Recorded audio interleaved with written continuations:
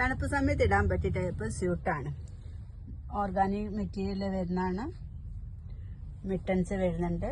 വിത്ത് മിട്ടൻസും സൈഡിലാണ് ബട്ടൺ വരുന്നത്.